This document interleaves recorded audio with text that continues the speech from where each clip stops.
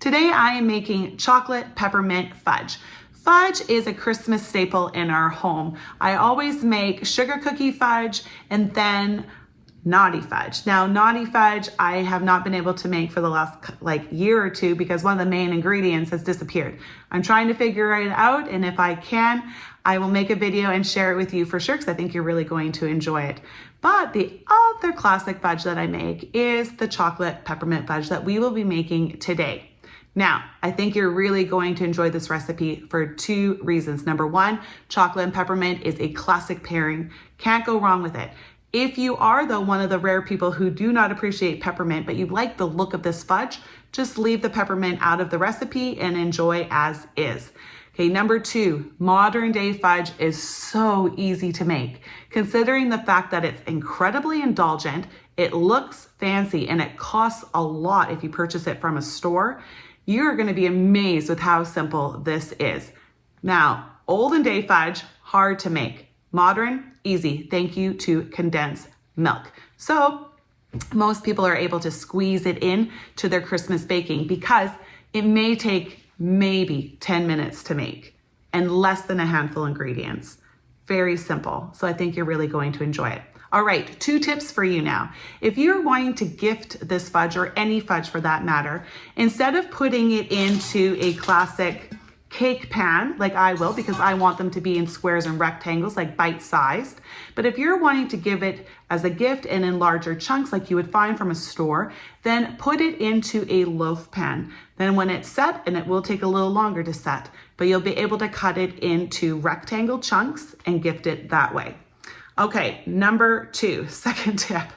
Please make sure that the measurements are correct. Now, condensed milk, I don't know when, but they are not all the same size anymore.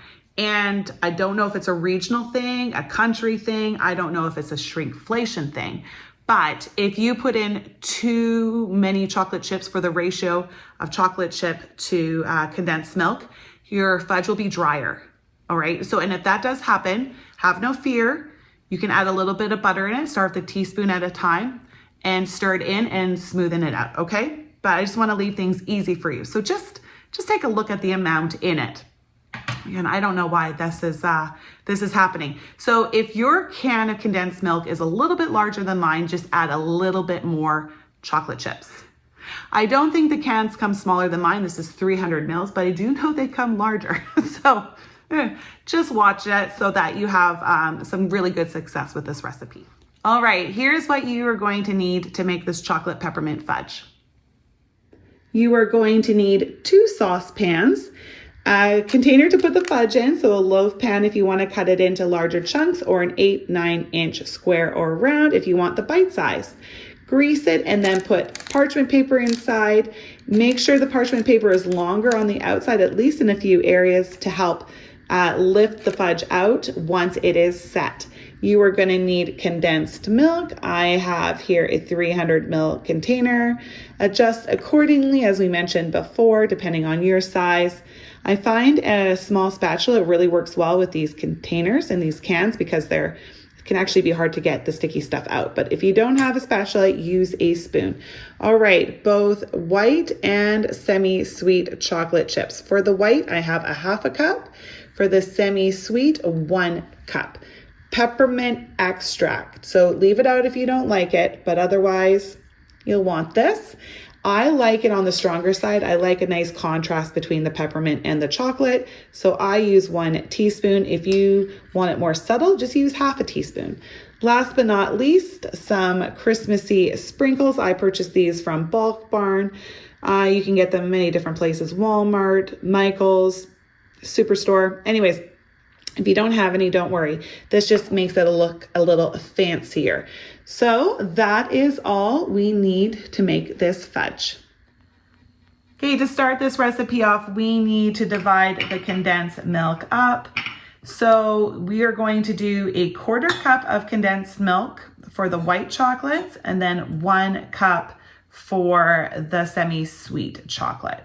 I'm not going to measure the semi-sweet chocolate out. I'm just going to put the remaining amount in the can in it, but I will measure out for the white chocolate.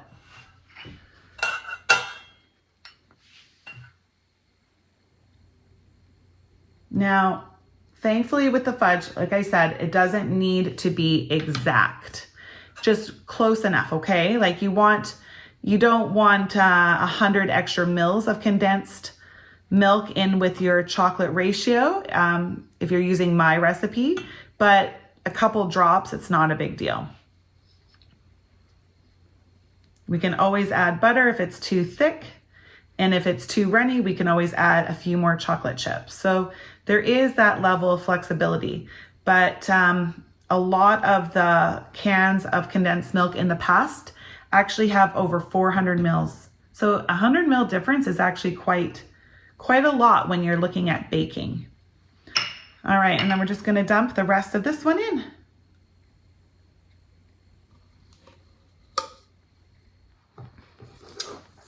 All right, next up, we're just gonna pour in our chocolate. Ta-da, easy. All right, so we are gonna start off by heating up the chocolate first because it is on the bottom. All right, so we have it on medium heat. It's just going to heat up, and once it's melted, we'll pour it into the pan. That is as simple as it is.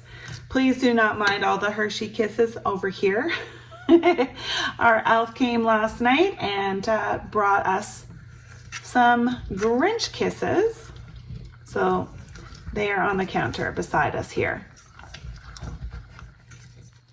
This does get quite thick as it melts, so I'm actually going to transfer over to using a spoon. That's going to make it a lot easier.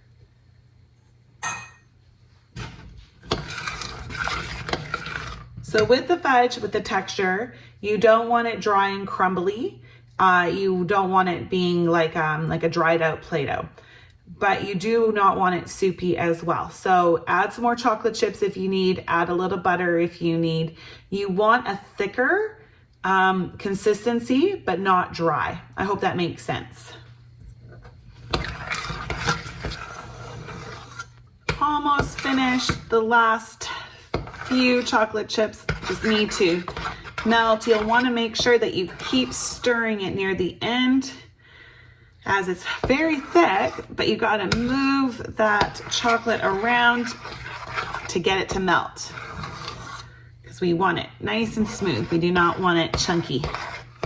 So any thicker than this, and you would want to add some butter, okay? This is the texture you're looking for. It's thick, yet manageable. It's not dry. That's good. We're gonna press it into our pan now.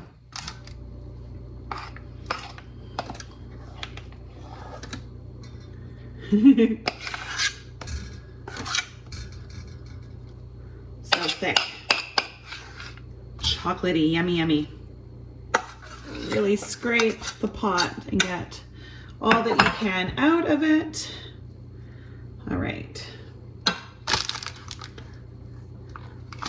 It's not the easiest to maneuver around, but it will work eventually. It just takes a little bit of time to just press and move.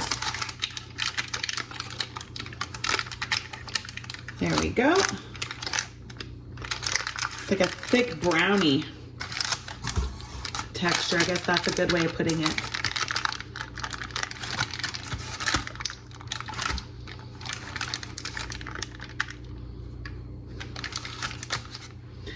Ta-da! All right, all done. So we are just going to let this sit to the side while we heat up the white chocolate layer. Here we go, round two. This one's a lot smaller of an amount, so it's not gonna take as long. All right, there we are. I'm gonna turn my heat off. See the thick consistency. Now we are going to add in the peppermint extract. 1 teaspoon for me.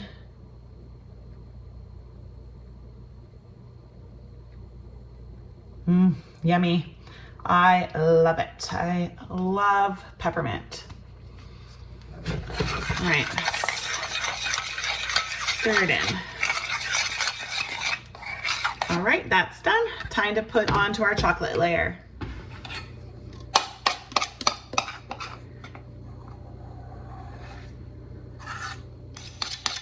Oh, it smells so good. As much as I can off, especially because this is a thinner layer. I want to make sure I get all that I can. There we go. And then just spread it out over very gently so that we don't go through the chocolate to the other chocolate layer. I'll use my right hand here. No, I'm a left-handed girl.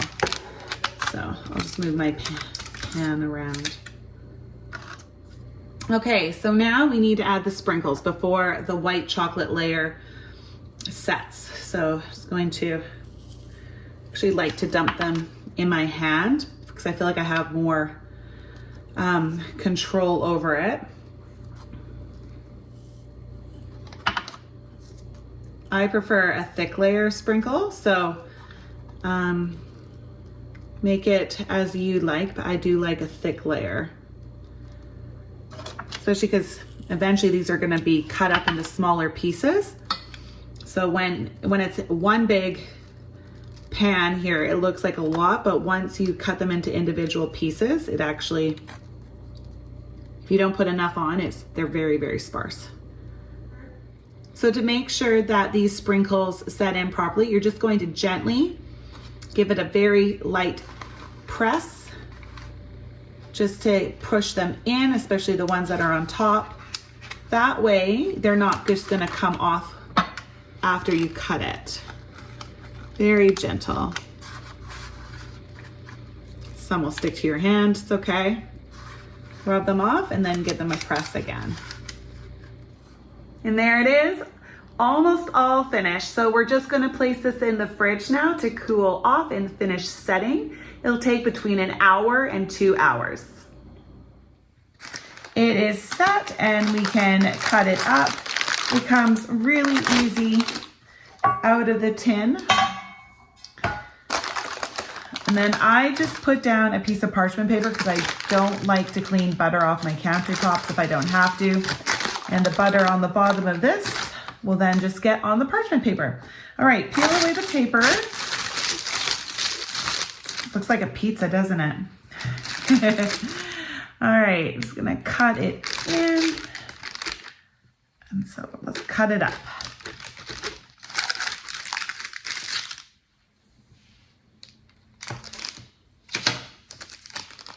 Okay, there it is. Don't the layers look nice? Now the edges, of course, look a little different because I put the chocolate up on the sides. But to give you a better look, I'll cut you one from the middle. There it comes. So this is what it looks like without the edge. I must confess, I had a little piece. I could not wait. I love this fudge. It's so good. Every year, one of my favorites. All right, storage. If you want to store this and not freeze it, you can keep it on your countertop or in your fridge, airtight container. Just make sure that if you pre-cut your pieces that you leave a little space in between. And that goes for freezing them as well. Pre-cut it, space in between, put in your Ziploc bag, zip it up almost 100%, then use a straw or your mouth, remove the air so that the bag will seal up nicely and keep those pieces separated. Then if you want one piece at a time or a couple pieces at a time, you can just remove them with ease. If you were cutting them into bigger chunks and you want to freeze them, you can wrap them in a little bit of parchment paper. That may be a little bit easier for you to do, and then you can stack them and they will not stick together. All right, everyone, thank you so much for baking with me today. I hope you enjoy this delicious and very easy fudge recipe. Please come back next time to see what I'm baking then. Bye.